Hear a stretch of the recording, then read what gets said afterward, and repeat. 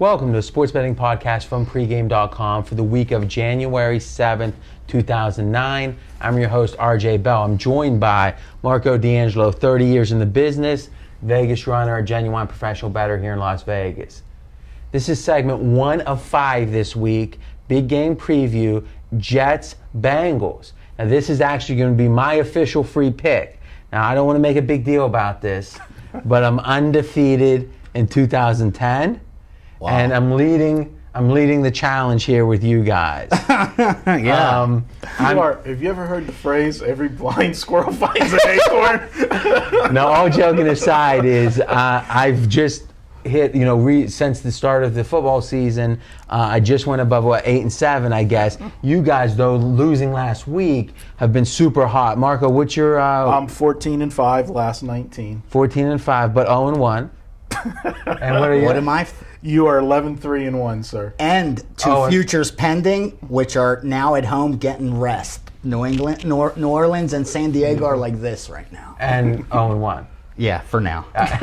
Now, so here's the thing. Actually, speaking of your futures, great stuff. You had the Saints at 22-1. Yep. San Diego 10-1. Yeah, both game of the year's bets. I put 5 units.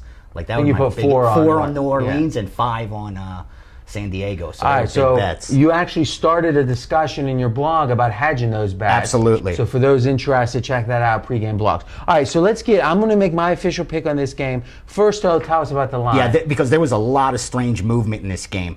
Chris opened it up first, and what they put out was Cincinnati -1 plus $1.10. So they were forcing you to lay 130. Yeah, so it was around -2 exactly, with a total of 34.5. Money came in right away on Cincinnati, moved the line up to 2.5, then to 3. When it got to 3, that's when the wise guys got involved, took the Jets at +3. Line has come back down now at 2.5 and 34. But I do know for a fact they bought +3 because I know someone that bet it for them. So. All right, so we don't know exactly how much of this is position taking. Exactly. How much of this is legitimate, or as you call it, true steam. What we do know is it sounds like that the opener was too low, and then when it got to 3, too high. So it looks like the wise guy line on this game is about 2.5. Exactly where it's as sitting. of now. Exactly. Who knows what's going to happen? All right, Marco, when you look at this game as a capper, what jumps out at you? When I saw this line, and I even on Monday asked you coming by my office what you thought the line would be. Personally, I thought this line should have been 4.5 in this game.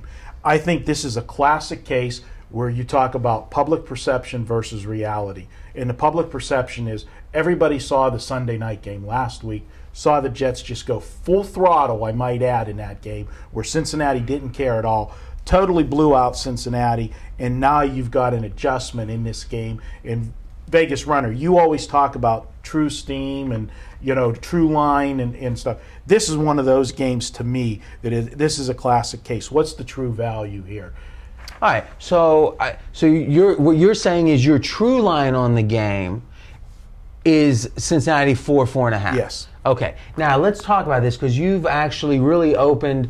What you've done is taken a concept that I think most serious bettors understand and given it a name, which helps conversations. When you can name something, is you talk about true lines and fair lines. True lines is this is going to split the result. And a fair line is going to split the action. Exactly. And whenever you have a difference, that's where you can really have great value. Correct. Now, what that concept has helped me understand with you, Marco, is when you think that the fair line is off, that's when you think the sports book is trying to force you, because by definition the fair line should split the action. If you think the fair line should be, let's just not talk about this game, but should be 3, but it's really 5, you're thinking they want you to play the dog, so you want to play the favor. Yes. But when you think the fair line is right, but the true line is off, that's where you want to go with the value. So what would you put the fair line at on this game?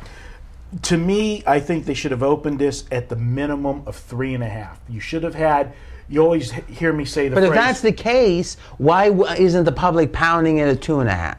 The fact that it settled at 2.5 and stayed, doesn't that tell you that the fair line at 2.5 is probably close to correct? Though let's keep in mind too, a vast majority of the action of the public happens on game day. So if there is a move to 3 or above on game day, you might be right. But the fact that the wise guys and the casual batters who are betting early aren't moving this to 3, doesn't it say that the fair line really should be 2.5, and that's the public perception? That's the problem I'm having with this game. I'm torn on this line because, in most instances, if I would have just wrote this line down and said, Jets only getting 2.5 at Cincinnati, and I used the phrase pick the winner, I would say, my God, they want you to take Cincy, would be my initial reaction.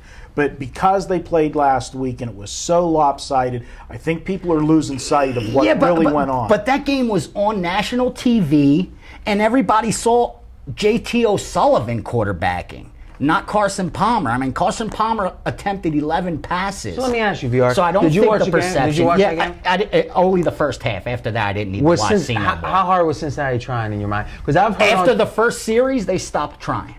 All right, because I've heard two different opinions. One is, how could Cincinnati have tried so little with the third seed on the line? I've heard other people saying they really did try. No, after the first series, they gave up. They didn't. I felt they didn't try. And yeah. I'm going to throw something out there because I like to do this, conspiracy type theory. Once they got to that game, they knew exactly, because it was the last game of the day, they knew all of the playoff scenarios. But they had a chance for the third seed. They had a chance for the third seed.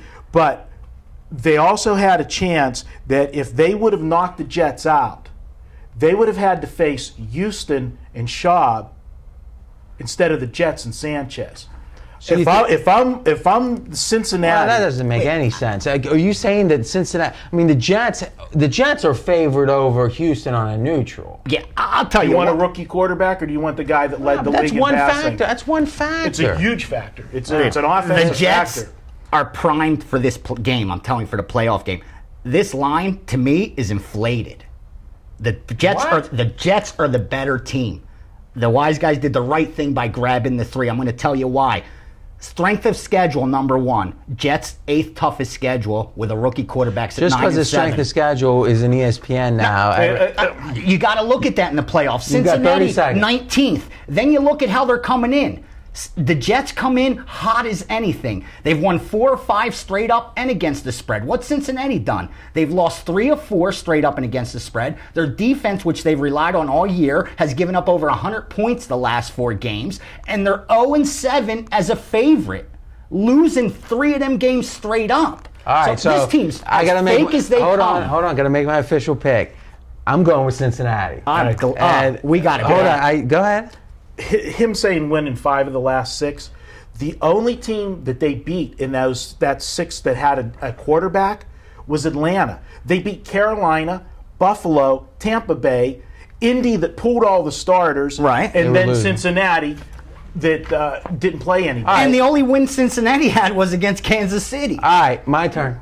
All right, here we go. Cincinnati minus 2.5. It's really simple. Is the fact of the matter is the perception of that game is affecting this line. I think it should be 3.5. I think you're right, and that's where the value is. It's that simple. I think it's, who knows? I mean, it's going to win 55 out of 100 maybe, but it's not as if you're wrong. I just think the line's a little bit off, and I also think there's one thing that hasn't been said yet, which is Jets tried hard. That means they showed most of their schemes. Cincinnati went vanilla. They didn't show their schemes. And the fact that now we are benefiting from the perception that Cincinnati is inferior to the Jets, and Cincinnati's better poised now because they did go vanilla, that makes me like... They didn't see nothing from the Jets. All they did was run the ball. Sanchez had 60 yards passing. All right, they just ran it down their throat. You want to bet this? Oh, absolutely. Nickel or dime? It's up to you. I'll play the book. Dime. Do the dime. I'm down. Dime right here. What's the line? 2.5. I won't even wait for 3 from you. I'll take the 2.5 as it You're is. not waiting for 3. 2.5. 2.5. We got our back. My official free pick. Oh wow. All right, might good be stuff. 2-0. Next up, we're going to continue with our NFL Big Game previews. And remember, you can get all of our videos at pregame.tv. If you want to download and listen, just go to iTunes and search for pregame.com.